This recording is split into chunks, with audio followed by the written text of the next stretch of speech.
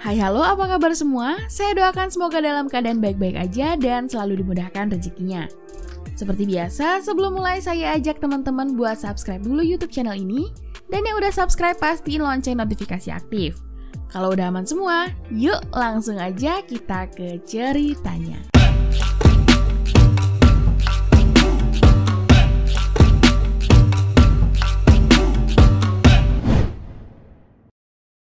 Film yang bergenre heist atau pencurian ini bertaburan oleh bintang top Hollywood yang aktingnya sudah sering mendapat nominasi Oscar.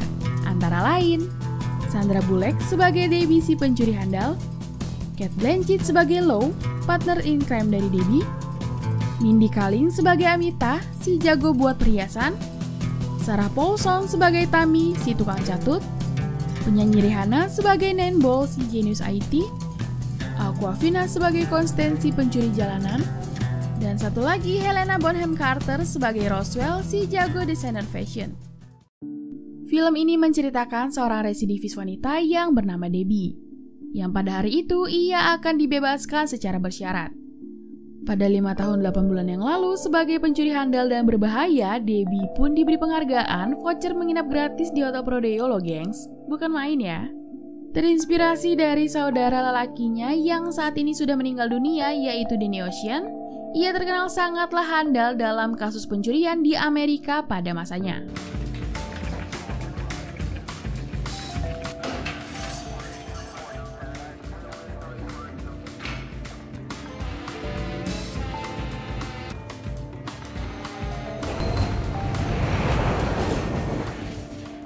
Untuk merayakan kebebasannya pada hari itu, ia masuk ke salah satu toko yang menjual banyak produk kecantikan.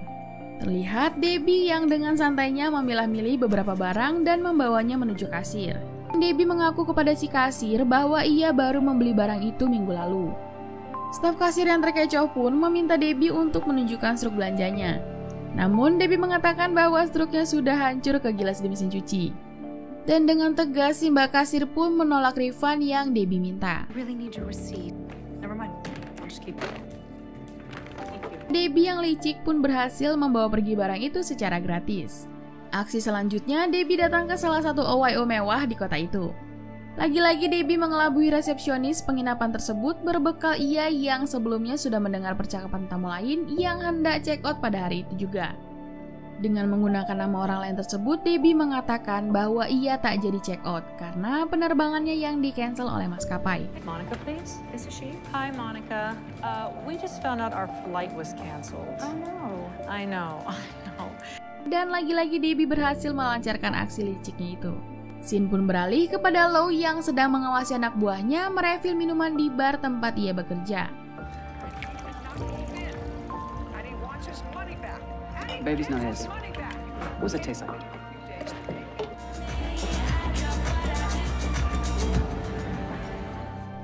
Saat melihat layar handphonenya, ternyata ia mendapat notifikasi WA dari Debbie yang menanyakan di manakah letak kakaknya dimakamkan. Dan keesokan harinya, Debbie pun sudah berada di makam kakaknya itu untuk ziarah. Ternyata Lo sudah berada di sana untuk menjemput Debbie dan membawanya ke rumah. Karena sudah lama merindukannya, Lo pun memberikan pelukan selamat datang kepada partner kriminalnya itu. Di dalam mobil, Debbie memancing pikiran Lo untuk menebak keinginannya bahwa ia ingin melakukan pencurian lagi. Dan sebagai bestinya, Lo pun berhasil menebak pikiran licik temannya itu. Pencurian ini ternyata sudah ia pikirkan saat masih di balik jeruji besi. Dan sekaligus ajang balas dendam Debbie kepada sang mantan yang sudah menjebloskannya ke dalam penjara.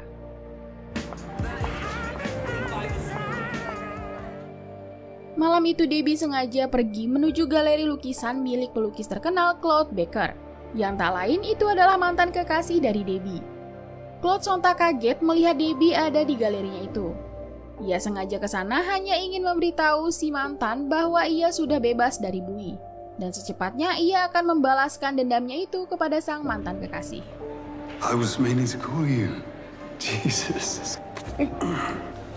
You're what we call a pretty girl. I'll call the police.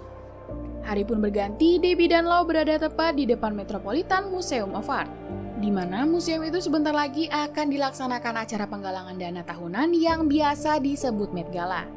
Acara ini tentunya dihadiri oleh banyak selebritis dan artis-artis ternama. Di tempat itulah Debbie dan Lo akan melaksanakan aksi pencuriannya. Mereka akan mencuri kalung berlian yang bernama The Toussaint, di mana harga kalung berlian itu sangatlah fantastis. Bahkan tak cukup hanya dengan menjual 2 ginjal manusia saja. Lalu 2 wanita kriminal itu pun pergi ke salah satu kafe untuk makan siang sembari memperbincangkan ide gila dari Debbie.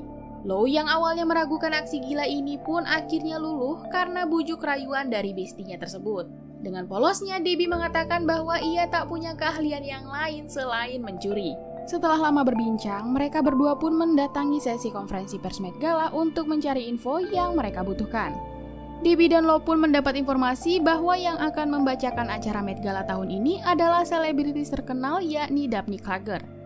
Dalam konferensi pers tersebut, Daphne mengatakan bahwa ia masih mencari fashion show designer untuk merancang kostumnya nanti.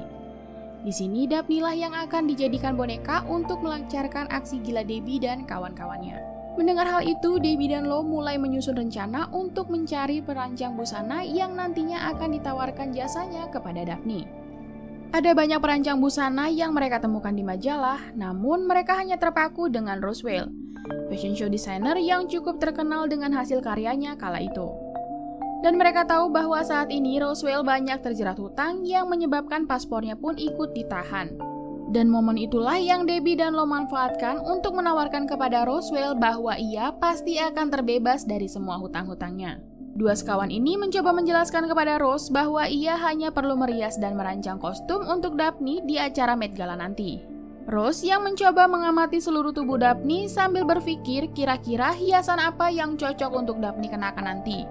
Lalu Debbie memberikan saran agar Daphne menggunakan The Toussaint, kalung berlian dengan berat mencapai 6 pounds yang kini berada di Cartier. Roswell ditugaskan untuk memaksa pihak pemilik kalung berlian tersebut agar dapat dipakai Daphne Klager di acara Met Gala nanti. Named for Jeanne Toussaint, Cartier's director of jewelry from 33 to 68. For her. Right. After she died, they sold it back to Cartier, and they've kept it nippled ever since. If you were to insist on the Toussaint... Must be worth quite a lot. Yeah.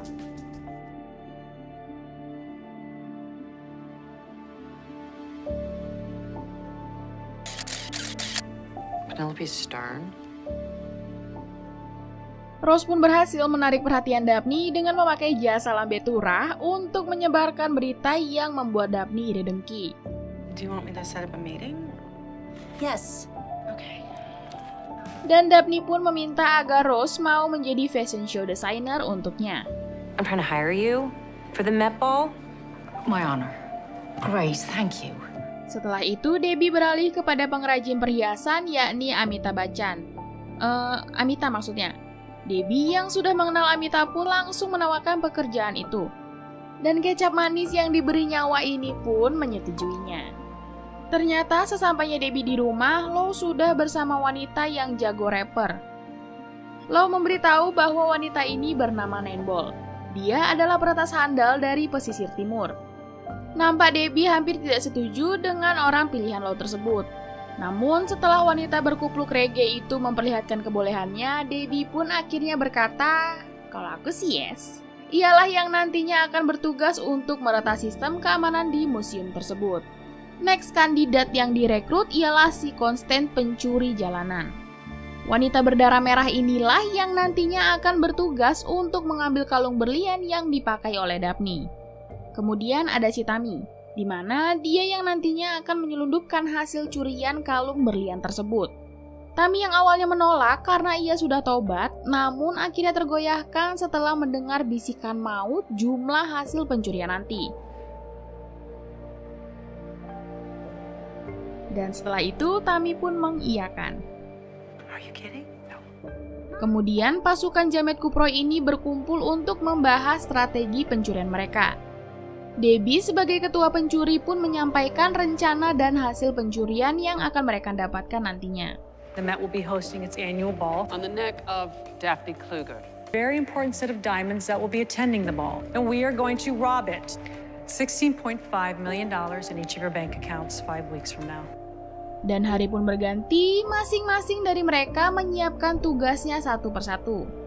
Mulai dari mendatangkan printer 3D untuk menduplikatkan kalung berlian itu. Cara kerja dari printer tersebut yakni dibantu dengan kacamata khusus yang dipakai oleh Roswell saat berada di tempat penyimpanan The Toussaint, yaitu Cartier. Ternyata tak berjalan mulus saat Roswell melihat kalung tersebut, karena ia tidak mendapatkan sinyal di bawah tanah sehingga antara kacamata scan dan printer 3D itu tidak terkoneksi dengan baik. Lalu, si Rose pura-pura meminta kepada petugas untuk bisa memeriksa kalung tersebut di bawah sinar matahari agar ia dapat memeriksa keasliannya. Rose menggelengkan kepalanya ke sana kemari agar mendapatkan hasil scan yang bagus dan printer 3D pun mencetak kalung itu dengan sempurna. Debbie dan kawan-kawan tercengang karena hasil scan kalung itu terlihat sangatlah asli. It's a big box. Oh, The special magnet. what? Namun setelah itu muncullah masalah baru, yakni pasukan Jamet Kuproy harus mempunyai kunci magnet untuk dapat membuka kalung tersebut. Dan untunglah si Nineball mempunyai adik yang jago di bidang tersebut dan masalah terselesaikan. Kini saatnya Debbie sengaja membuat sedikit kekacauan dengan meletakkan lukisan di galeri. Sehingga kejadian itu membuat pihak museum harus mengatur ulang keamanan di sana. Dan inilah saatnya Nineball beraksi untuk merubah posisi kamera CCTV tanpa terdeteksi. Beralih kepada kontestan selanjutnya ialah Tammy, yang berpura-pura menjadi salah satu karyawan event organizer untuk acara Met Gala nanti. Ia yang mencari tahu tata letak kursi semua orang, dan menemukan bahwa ada satu kursi kosong di dekat Daphne. Lalu Debbie berkata kursi itulah yang nantinya akan diduduki oleh Claude Baker, mantan kekasih dari Debbie, aka yang saat ini sedang menjalin cinta dengan Daphne. Lo yang akhirnya mengetahui niat lain dari Debbie, yaitu membalaskan dendamnya kepada sang mantan karena sudah menjebloskan ia ke penjara 5 tahun yang lalu pun sempat ketakutan kalau mereka nantinya akan dipenjara lagi. You do not run a job in a job. I didn't do that. Don't con me. Namun Debbie pun meyakinkan bahwa semua akan baik saja dan sesuai rencana. Thank you. Rose. Thank you. Constance. Dan kinilah hari bahagia yang dinanti-nanti para Jamet Kuproy itu pun tiba. Acara Met Gala yang digelar pun banyak didatangi oleh para selebritis papan atas. Debbie pun menyamar menjadi tamu undangan bernama Hilda Snyder. Begitupun dengan Daphne yang datang didampingi oleh si Roswell. Beberapa kru yang lain pun tetap memantau kondisi di posisi mereka masing-masing. Bah agen FBI, mereka semua memakai alat komunikasi yang terhubung kepada semua personil untuk dapat berkoordinasi meski dari jarak jauh. Acara berlangsung dengan sangat megah. Hitungan mundur dari Nineball pun sudah dia ucapkan dan kini mereka mulai beraksi. Di sini Lo berperan untuk mengatur makanan yang akan dihidangkan kepada para tamu undangan. Tepat di piring Daphne, ia memasukkan sesuatu yang nantinya dapat membuat Daphne merasakan mual. Setelah Tammy melihat bahwa Daphne telah melahap setengah dari makanannya, ia pun memberi kode kepada Constance agar segera menutup pintu toilet dan hanya menyisakan satu pintu saja. Setelah menghabiskan seluruh makanannya, Daphne pun berbincang kepada teman satu mejanya. Lalu tiba-tiba ia memperlihatkan gestur tubuhnya seperti ingin muntah. Dan merasa tak baik-baik saja, Daphne pun segera berlari menuju toilet untuk memuntahkan isi perutnya. Ternyata di depan toilet ada dua laki-laki, aka petugas pengawal berlian yang ingin masuk untuk mengawasi berlian di leher Daphne. Debbie yang sengaja berada di luar toilet itu memperingati kepada petugas bahwa ini adalah toilet wanita dan laki-laki dilarang untuk masuk. Kemudian Constance pun berhasil mengambil kalung berlian itu dengan berpura-pura membantu Daphne untuk muntah dengan cara mengelus-elus leher Daphne. Kemudian Tammy menyuruh salah satu anak buahnya untuk mengantarkan piring kotor ke dapur. Dan ketika orang itu melewati toilet, Constance dengan cepat menyelipkan kalung berlian itu ke nampan yang dibawanya. All my ladies still in the dark. Sesampainya nampan itu di dapur, Amita langsung mengambil kalung berharga itu dan memasukkannya ke dalam saku. kemudian meminta izin untuk ke toilet kepada rekannya. Bukan pencuri handal namanya jika bahkan di dalam toilet pun sudah disiapkan peralatan untuk Amita memisah-misahkan berlian itu. Daphne yang sudah lega pun akhirnya keluar dari toilet, dan pengawal berlian tadi sontak kaget karena melihat kalung berlian itu tidak ada di leher Daphne. Daphne pun langsung diinterogasi, lalu mereka bertanya di mana dia meletakkan kalung itu. Daphne pun berkata bahwa ia tak sadar jika kalung itu sudah tidak ada di lehernya. Karena kejadian ini, seluruh tamu undangan pun diminta untuk mengosongkan museum. Dan akan diadakan penggeledahan untuk menemukan The Toussaint. Seluruh karyawan pun ikut digeledah pada saat itu. Amita berusaha dengan sekuat tenaga untuk mempercepat pekerjaannya itu. Dan tiba-tiba salah seorang keamanan mendatangi dapur untuk memeriksa. Nineball pun yang memantau dari CCTV ikut panik dan mengatakan kepada Debbie. Lalu Debbie mencoba mengalihkan dengan cara menyuruh Tammy untuk berteriak kepada para petugas bahwa ia berpura-pura menemukan kalung berlian itu, padahal yang ia pegang adalah kalung palsu yang mereka buat. Petugas pria tadi yang di dapur hampir saja membuka pintu lokasi Amita berada. Untungnya ia segera dihubungi dan diberitahu bahwa kalung The Toussaint sudah ditemukan. Seluruh petugas pun lega dan pencarian itu diselesaikan. Para tamu undangan kembali diperbolehkan masuk dan melanjutkan sesi acara hingga selesai. Constance pun menghampiri Amita dan memberikan hasil potongan berlian itu untuk dibagikan kepada masing-masing dari mereka.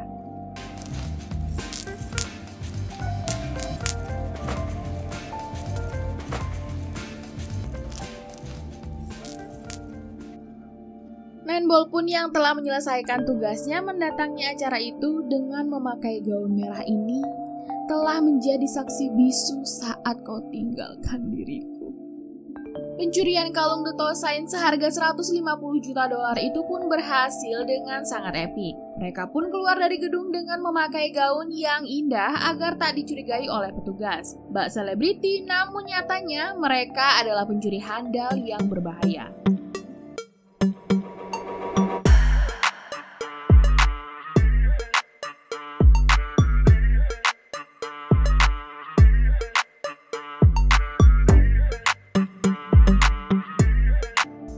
Scene pun berpindah kepada petugas yang memeriksa berlian itu sebelum kembali disimpan di ruang bawah tanah.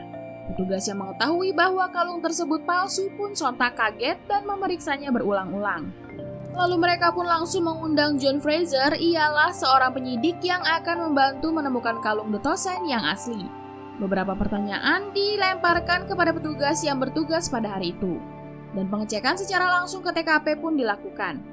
Mencari di semua sudut, bahkan sampai ke dalam lubang pipa pembuangan sekalipun mereka cari, namun tidak juga ditemukan.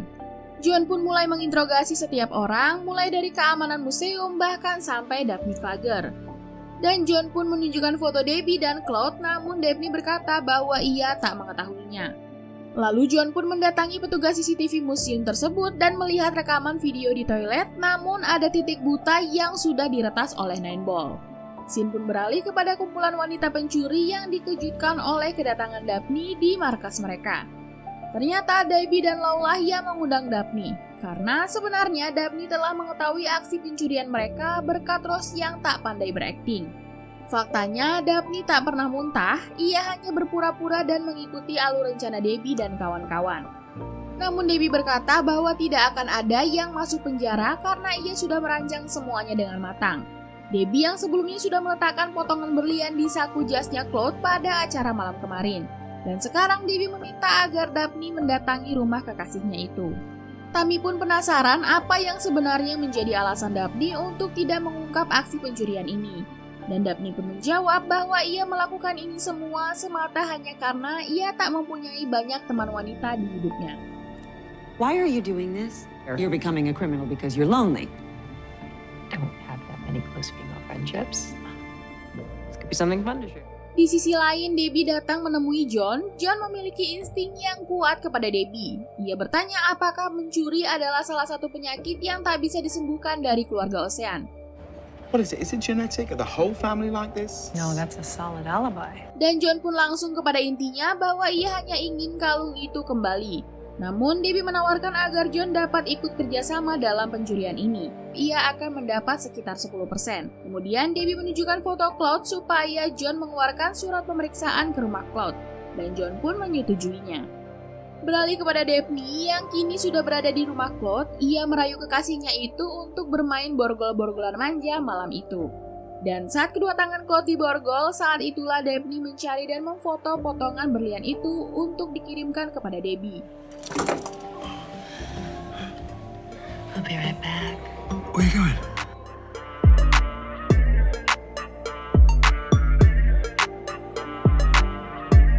Dan Debbie langsung mengirimkan bukti foto itu kepada John.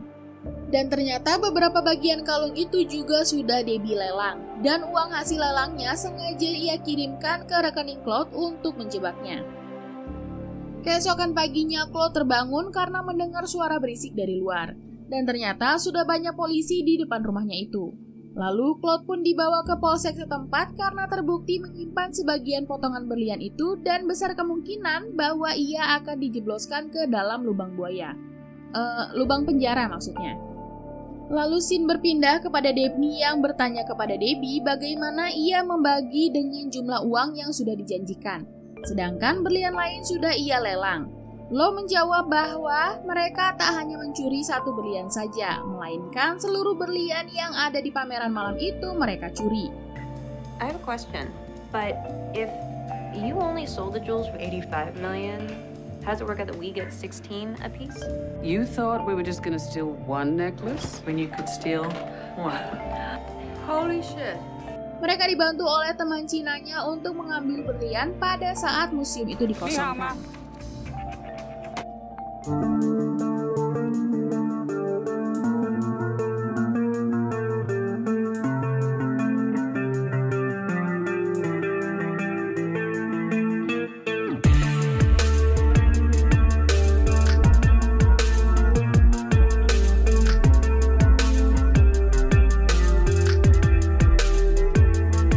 Dan kini 8 wanita pasukan Jamet Kuproy itu pun merayakan kemenangannya. Which bring your cuts to $38,300,000 each. Yeah. Present. Cheers. Cheers. Love you, love you, love you. Cheers. Debbie akhirnya bisa hidup dengan tenang karena ia sudah berhasil membalaskan dendam kesumatnya itu kepada sang mantan kekasih.